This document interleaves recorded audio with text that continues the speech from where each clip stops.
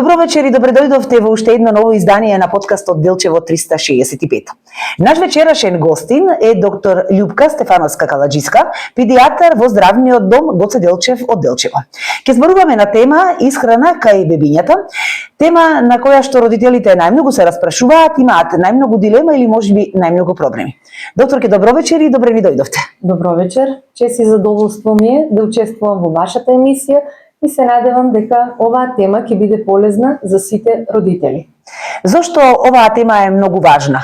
Исхраната кај бебињата до првата година. И зошто е важна за разговор?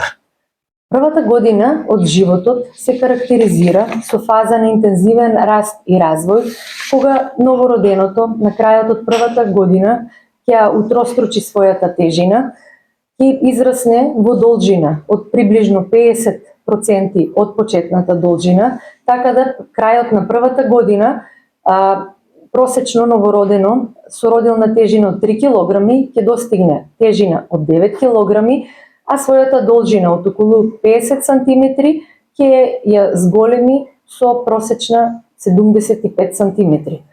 Овој факт е навистина импозантен и самиот по себе ни кажува дека треба да бидеме внимателни во однос на задоволување на самите нутритивни потреби кај новороденчето и доенчето, со цел да не се наруши оваа хармонија и да имаме еден линеарен раст и развој. Кои се најчестите заблуди со кои се среќаваат родителите кога станува збор за исхраната на бебето? Самото родителство, особено раѓањето на првородено дете, во фамилијата носи многу среќа, многу радост, меѓутоа и многу предизвици, многу несигурности околу негата и исхраната на доенчето.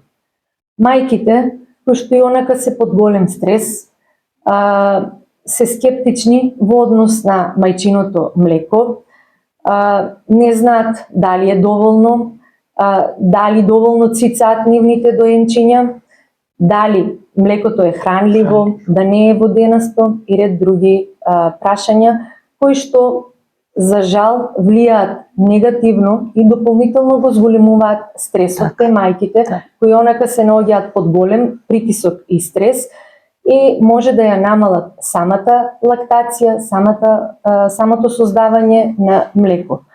Овде дополнително оваа состојба ја влошува и самата достапност на млечните формули, кои што мајките ги земаат на своја рака, се со цел нивното доенче да не остане гладно и со тоа дополнително допринесуваат да се намали самата лактација. Колку тоа е добро или колку е штетно кога велите на своја рака?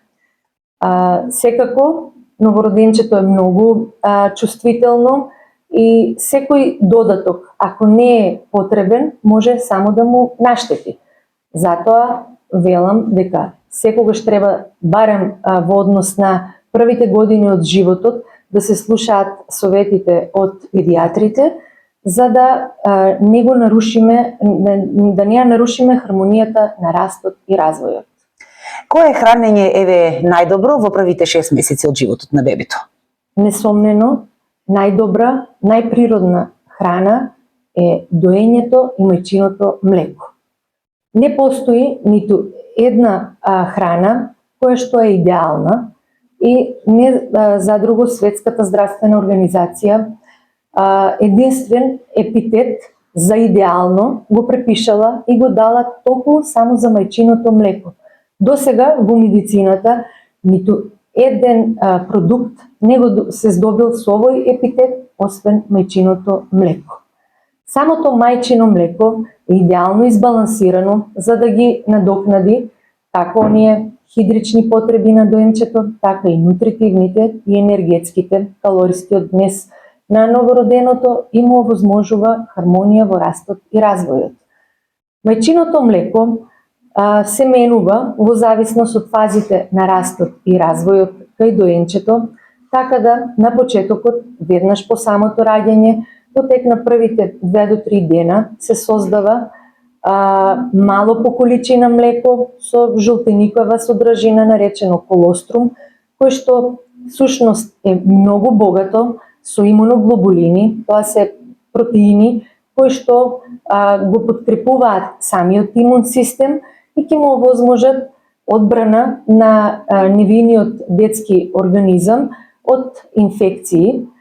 Исто така богато и со други протеини кои што ќе му го надокнадат брзиот раст во првите месеци од животот.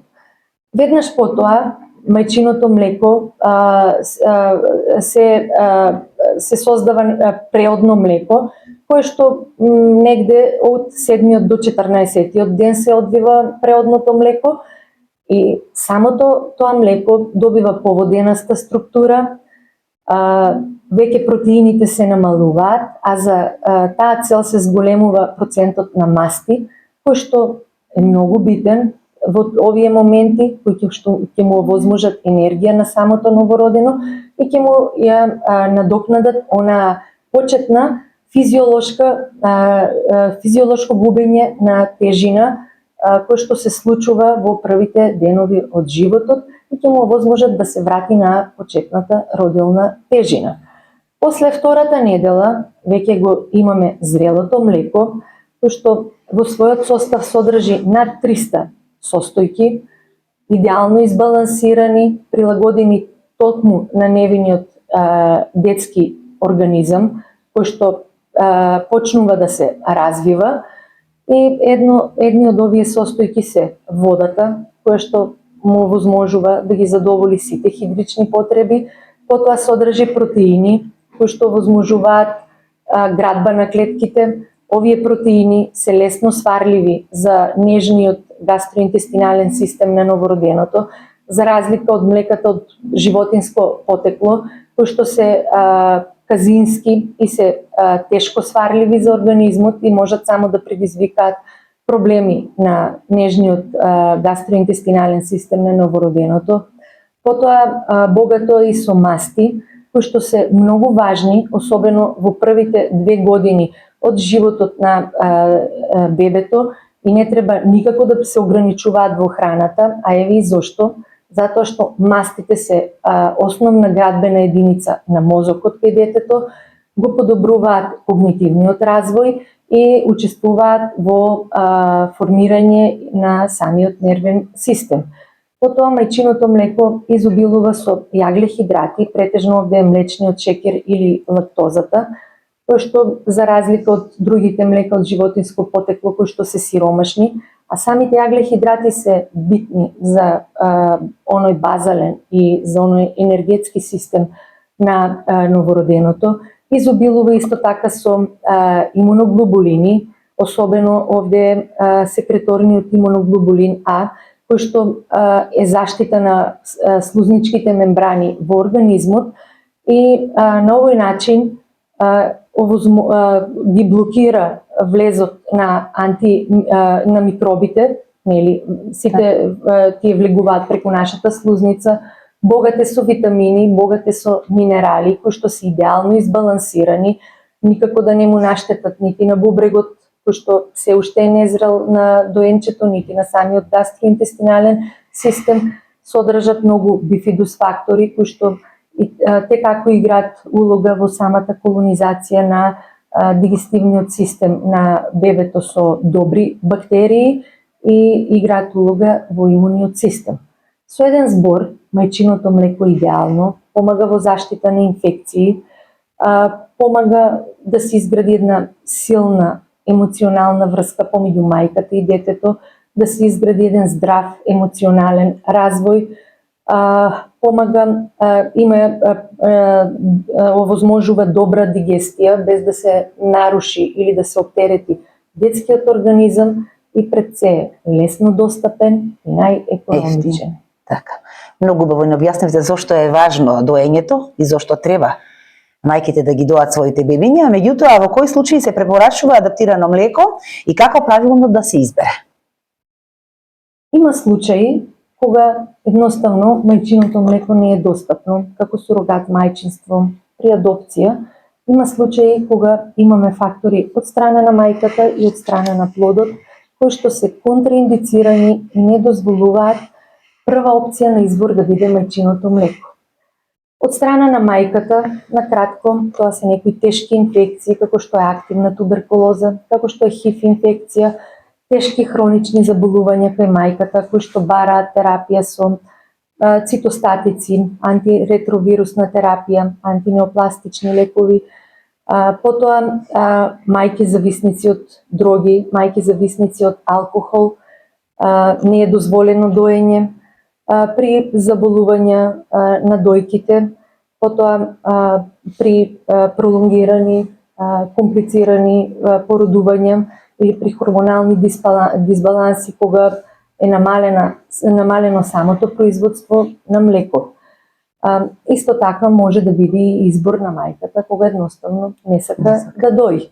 Од страна на новороденчето, мали се контраиндикациите, како најзначајни би ги спомнала некои вродени заболувања на метаболизмот, како што се галактоземиите, кога се потребни специјални формули, потоа може да се случи да имаме лактозна интолеранција, меѓутоа тоа е доста ретка состојба и прематуритетот е една од не е контраиндикација, меѓутоа е одложено хранењето со мајчино млеко од причина што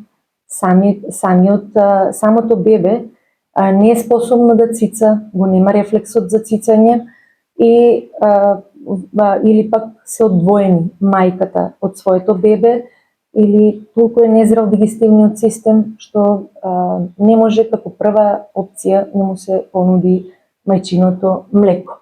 Меѓутоа овде има и мајки борци кои што и покрај одделеност од своето дете успеваат да ја одржат лактацијата и кога првиот момент кога ќе бидат во можност ќе го нудат своето млеко на бебето и на тој начин му возможуваат полесно закрепнување. Има и некои проблеми со самата анатомија на устата, кои што едноставно не може доенчето да го развие самиот рефлекс на цицање или едноставно има бебиња кои што никако не можат да научат да цицаат од причини што има лоша техника на доење или самите бебиња не можат едноставно да се научат. Она што ме заинтересира, ќе ве прекинам, рековте избор на мајката. Дали е голем бројот на, да речам, современи мајки во денешно време кои што и покрај тоа што имаат млеко, не сакаат да ги доат своите деца? Мене ме радува фактот дека мајките полека се враќаат во она што порано се сметало за првобитно и како избор за раѓање се трудат да го изберат доколку имаат нели избор, природниот начин на раѓање, исто така да го изберат и доењето. Изборот на мајката секако е во прв план, меѓутоа со самата едукација, со самите кампањи за промоција на доењето, со самите вакви емисии кои што го споделуваат бенефитот од доењето, мајките го прифаќаат и се помал е бројот на мајките кои што избираат да не го дојат своето дете. Дали во првите 6 месеци од животот е потребно да се додава покрај млекото вода или чаеви или некои други течности? Едноставно потребно е доенчето во првите 6 месеци, оптимумот е негде од 4-тиот до 6-тиот месец да биде на ексклузивно доење. Тоа подразбира користење исклучиво на мајчино млеко во исхраната, без додаток на адаптирани формули и без додаток на вода, чаеви, сокови. Исклучот од оваа правило се ако има потреба од антибиотска терапија, ако има потреба од мултивитамински сирупи, антирахитичната профилакса, електролитниот раствор за орална рехидратација. Има многу студии кои што даваат позитивни ефекти и на долгорочен план е докажано дека мајките кои што своите доенчиња ги доеле исклучиво, да биле само на доење до 6-тиот месец, се поздрави, алергиите кај нив се во помал процент и доколку настанат инфекции, тие ги пребродуваат полесно и не се јавуваат компликации. Така да, бенефитот од доењето е огромен и сегде во светот се препорачува доење и исклучиво до 6-тиот месец, и при тоа не треба да има стигма во однос на доењето. Во доењето треба да се одбива набарање на детето, и тоа може да биде и на јавни места. така. Навистина е убава гледката кога се така. гледа како мајката се грижи за своето чедо и како го дои. Кога е вистински момент за воведување на цврста храна и кои знаци покажуваат дека бебето е подготвено за ваква храна? Цврста храна, или како што ние педиатрите ја нарекуваме немлечна исхрана, оптимално е да се воведува негде од 4-тиот до 6-тиот месец, а задолжително после 6-тиот месец од староста на бебето. Кога да се воведе цврста храна, има повеќе состојби кои што ги следиме кај доенчето. Задолжително е да ја држи главата добро, потоа да прави обиди да стане или да седи со помош или самостојно. Го следиме доенчето како со интерес ја гледа храната, кога од фамилијата, потесниот круг од фамилијата јаде, потоа пика во уста предмети или едноставно самиот рефлекс на плазење на јазикот напред веќе го нема. Тогаш прилика е спремно доенчето да почне да се храни. Со кои намирници е најдобро да се започне? Секогаш препораките се да се започне со намирници кои што ги има на поднебието на кое што расте детето. Обично се почнува со лесно сварливи, прифатливи намирници кои што ќе бидат термички обработени, ќе бидат испасирани со една кашеста мазна структура.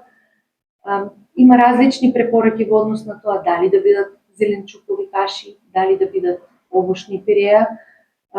Обично последните препораки се врзани околу отпочнување на храна со зеленчук, од причина што самиот зеленчук има неутрален вкус и малце потешко прифатлив, за разлика од овошните каши кои што го имаат сладникавиот вкус како што го има мајчиното млеко и се смета дека доенчињата полесно ќе го прифатат овошјето, затоа треба да се почне од зеленчук. Колку често и во колкави количини на почетокот треба да се дава од новата храна? При воведување на новата храна треба да бидеме внимателни и да го следиме однесувањето на самото доенче. Обично првиот месец е фаза на адаптација и се почнува во предпладневните часови, од причина што тогаш самото доенче е мирно, не е многу гладно, не е иритирано, наспано е и сето тоа е еден добар показател дека може нешто ново да проба.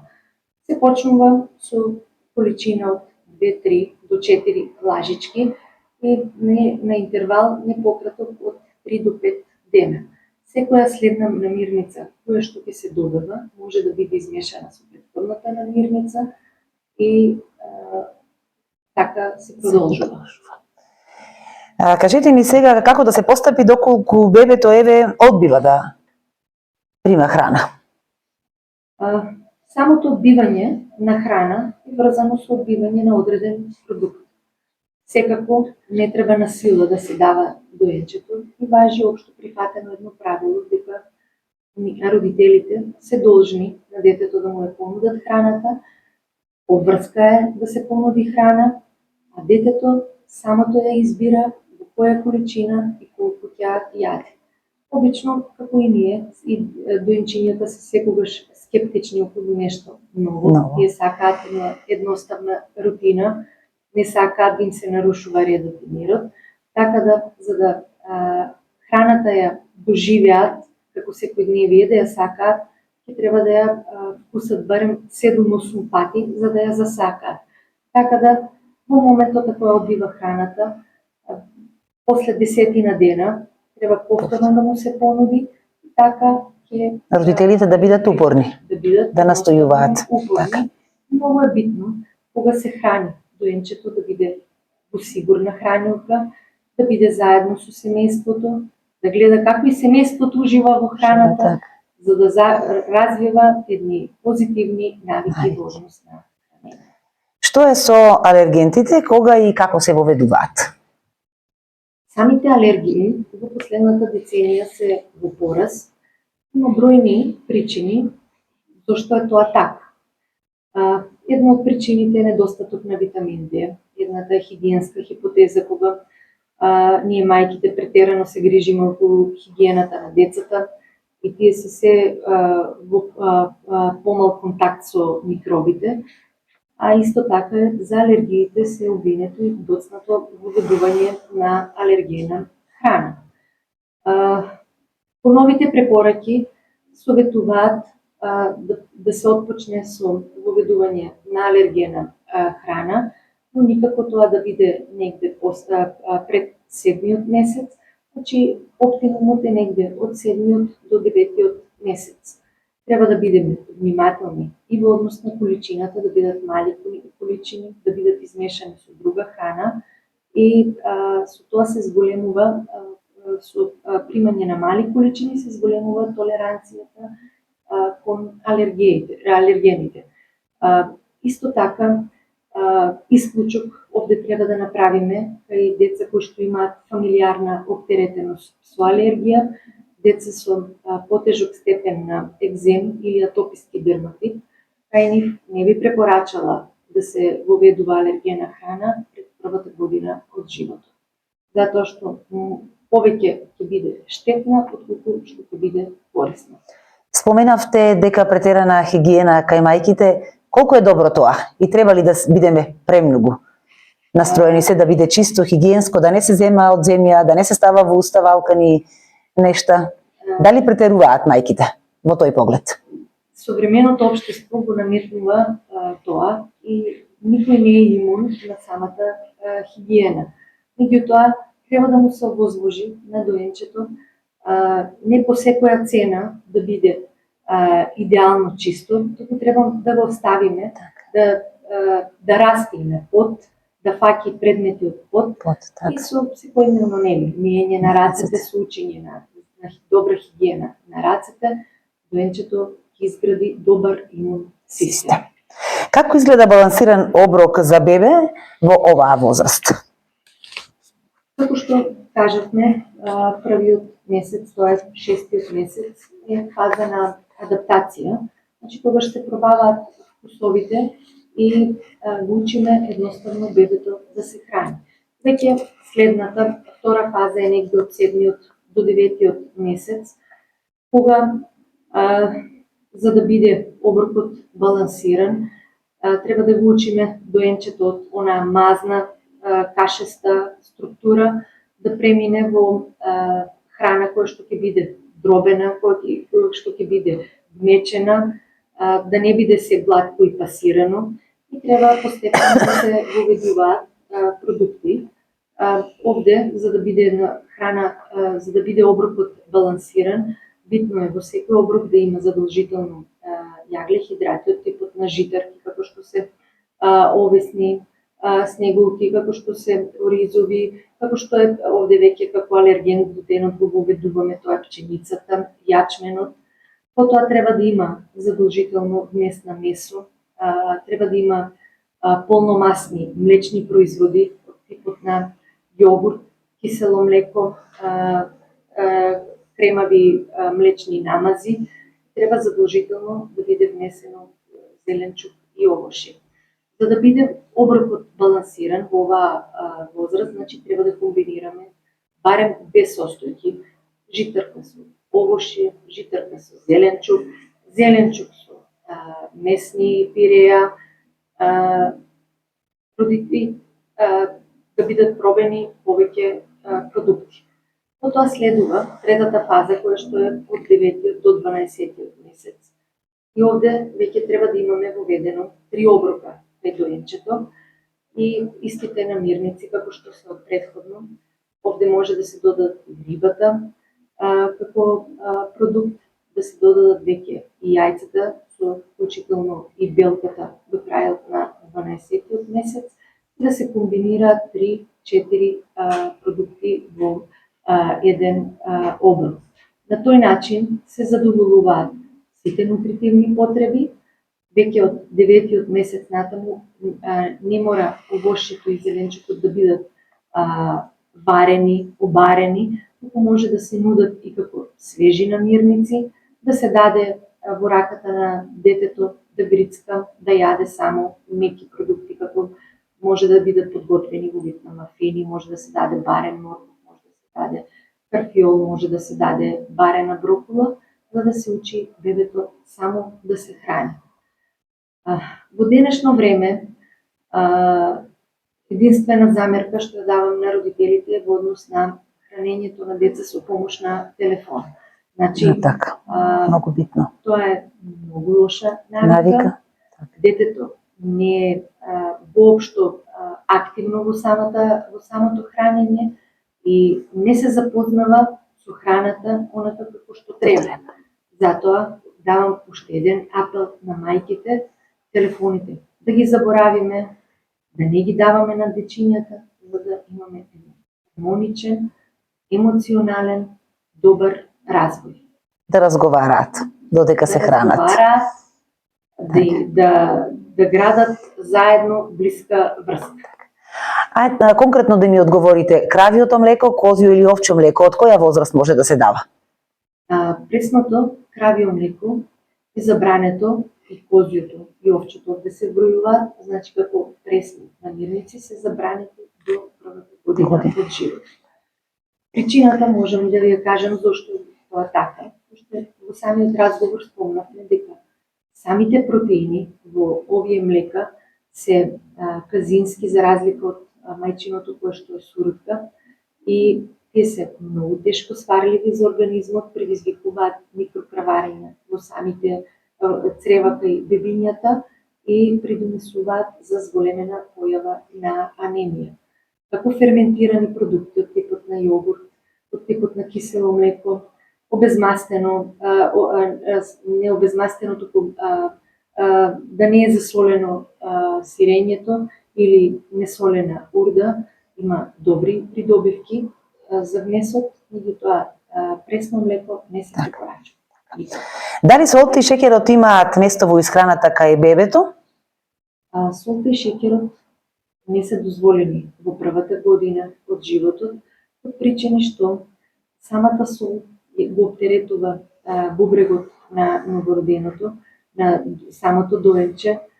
Тоа се уште не е развиено, да нема онаа концентрацијска моќ и затоа се испарла од употреба до првата година.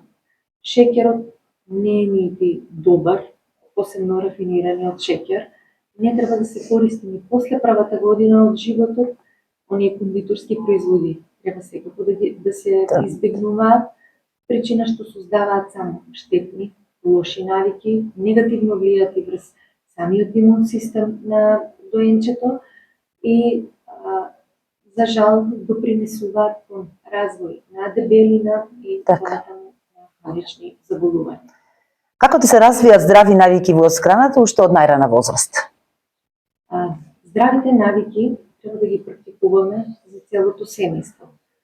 За да доенчето здраво се храни, потребно и цела фамилија здраво да се храни. Јас овде би рекла дека не треба по било која цена само за да јаде доенчето да му се нуди било што, туку треба секогаш да ја гледаме пирамидата на исхрана и да комбинираме добри нутритивни продукти. Секогаш кога доенчето, кога се храниме, треба да има еден ритам, значи од прилика во исчас да го прима до ручекот, вечерата, измеѓу ужините, секогаш јадењето да биде фамилијален ритуал, сите да седнат на маса, да јадат, секогаш да има позитивни критики во однос на храната, самото доенче да гледа како и возрастните уживаат во храната, понатаму малите деца можат да бидат и вклучени во подготовка на храната и секако, како тоа што го спомнавме претходно, за да ја засака храната, треба неколку пати да му се понуди или да се смени начинот на подготовка, да се смени изгледот, за да може да ја засакаме храната и да стекнеме здрави навики во хранење. А каква храна се препорачува за мајките кои што дојат? Мајките кои што дојат мора да имаат поголем калориски внес за разлика од претходно. Прилика, тоа не се многу калории, од прилика околу 500-600 калории, за разлика од претходно како што се хранеле. Исхраната треба да биде добро балансирана, треба да биде да важат и овде правилата за здрава исхрана. Не треба да се става никоја храна на пиедестал дека е посебно здрава храна или некоја посебно штетна храна, едноставно да ги задржат навиките онака како што се хранеле во бременоста. Самото мајчино млеко по состав е стандардно и доколку некој продукт или некој микронутриент фали во мајчиното млеко, тоа ќе се секретира на цена на резервите од мајката. Овде да напоменам дека диетите кај родилките се строго забранети, од причина што со самата разградба на масното ткиво се ослободуваат и оние токсични материи, се ослободуваат многу хормони, бидејќи масното ткиво е местото каде што се складираат токму токсичните материи и можат, макар и во микротрагови, да преминат во мајчиното млеко и да му наштетат на плодот. Така да самото слабење и самото враќање на тежина е еден физиолошки процес кој што се случува во првата година и мајките обично последна година се враќаат на тежината која што имале пред бременоста и не треба да се форсира никаква диета. Едноставно, треба да се хранат здраво, без да се форсира одредена храна и сам да го гледаат однесувањето на самото доенче, доколку приметат дека доенчето е посебно раздразливо, доколку приметат дека не се однесува вообичаено како претходно, може некоја состојка која што ја јадат и да не прави проблеми. И во тој случај може на краток период, да речеме од една недела, да се исклучи тој продукт, потоа повторно да се воведе и ќе бидеме сигурни дали во моментот на ваквата реакција на доенчето бил виновен тој продукт. Колку течности се потребни за да има успешна лактација? За успешна лактација се потребни од прилика околу 3 литри течности на ден. За време на летните месеци може би повеќе. И тоа самите мајки го чувствуваат во вид на жет, сушење на устата, додека дојат, тогаш најголеми се потребите за внесување на течности. Општо е прифатено правилото да пијат течности тогаш кога им се пие, да јадат тогаш кога им се јаде и многу е важно да тие, како и самите доенчиња, да имаат ритуал на хранење и да не биде прескокнат ни еден оброк. Дали исхраната кај мајката може да влијае на алергии или на грчеви кај бебињата? Самите алергии и самите грчеви, самите алергии, како што кажав, се во подем и самата исхрана кај мајката има многу мал удел врз развојот на алергиите, меѓутоа може да речеме исхраната со млечни продукти, таа е почеста да направи проблеми кај новороденото, доколку се јават проблеми од тип на дистендирано меше, тип на краварења во изметот кај бебето, тогаш може да се направи една елиминациона диета на кравиото млеко и млечните производи, да се види дали причината е таа. Грчевите или инфантилните колики се физиолошка појава во текот на растот на доенчето. Обично се јавуваат негде околу 5-6 недела тогаш се интензивираат и обично завршуваат до третиот месец и се проследени со едно нерасположение, со еден нагл, силен плач, кој што трае повеќе од 3 часа. При тоа детето ги грчи рчињата во вид на тупаници, ги грчи ножињата, се вцрвува и сето тоа предизвикува стрес и кај мајката и во фамилијата. Меѓутоа, самите грчеви се физиолошки и исхраната на мајката и нема многу влијание врз грчевите. Обично овде едно од главните причини е самото голтање на воздух додека бебињата се хранат, бидејќи тие доминантно дишаат само на носот. И кога се хранат и дишаат и голтаат воздух, затоа е многу важно после завршување на доењето бебињата да се исправат, за да можат да го исфрлат вишокот на воздух и да не им прави проблем во цревата. Така да и овде може да се направи некоја елиминациона диета, но секако тоа да биде во консултација со лекар или со педијатар. Никако мајките на своја рака да ограничуваат исхраната, затоа што секоја состојка во текот на доењето е важна и во секоја состојка има различен состав и со тоа само може да се задоволат потребите на доенчето и на мајката. Единствено, еве овде можам да спомнам и мајките кои дојат, е добро да земаат витамин D, затоа што сме поднебје и витаминот D на сите ни фали. И е добро како што вршиме суплементација на доенчињата, така и мајките да вршат суплементација со витамин D.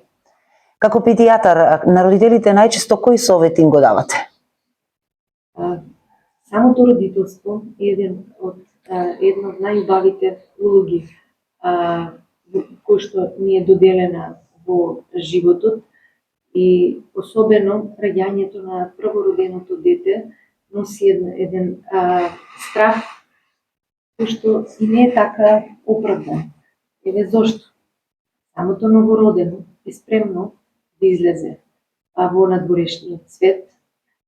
Тоа има своји рефлекси, има своји инстинкти, кои што само со неопходната помош од родителите ќе му овозможат да израсне како единка.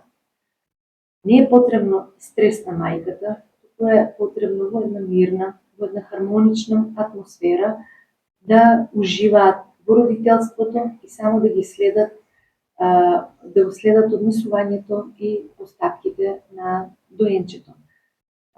Овде е педијатарот кој што ќе им одговори на сите прашања, на сите сомневања во однос на однесувањето на своето доенче. Овде и патронажната сестра која што ќе ги посети и ќе ги охрабри во однос на чувањето на детето. Самото новородено, пак ќе кажам, знае да се храни, чувствува болка, чувствува допир, знае да дише, знае да кива, знае да кашла, така да ги има сите рефлекси за да може да живее и родителите се тие кои што мирно ќе ги следат реакциите и ќе се адаптираат. И новороденото и мајката ќе се адаптира. Процесот на адаптација на родителите, секогаш им кажувам дека е тежок, меѓутоа и тежок и за доенчето, тежок е и за родителите. Што би сакале секоја мајка или секој татко да запамети од овој наш вечерашен разговор? Она што е многу битно е да изградиме здрави навики во однос на исхраната, здрави навики во однос на физичката активност. Само со здрави навики и спорт ќе изградиме здраво тело кое што ќе се избори со инфекции, ќе изградиме еден добар имун систем во организмот и ќе превенираме хронични заболувања од типот на дијабет, од типот на атеросклероза и за жал од дебелината која што веќе се бројува во хронични заболувања и е опасност за денешницата. Здравите навики треба да се практикуваат за цела фамилија и да бидат еден атрибут за здрава популација. И да ги тргнеме мобилните телефони од бебињата и од децата. И од децата. Така. Никако, сегаш родителите ги советувам, не до втората, до третата година никако да не даваат екрани на децата. Многу е за развојот на детето, многу важно разговорот, многу е важно читањето, разгледувањето на сликовници, многу е важно социализацијата, дружбата со малите дечиња и разговорот со родителите. Сосема за крај од овој наш разговор, некаде на почетокот споменавте дека треба бебињата да се хранат со намирници од поднебието во кое што живее оваа бебе, па сосема накратко, што да бираат родителите, банана или тиква?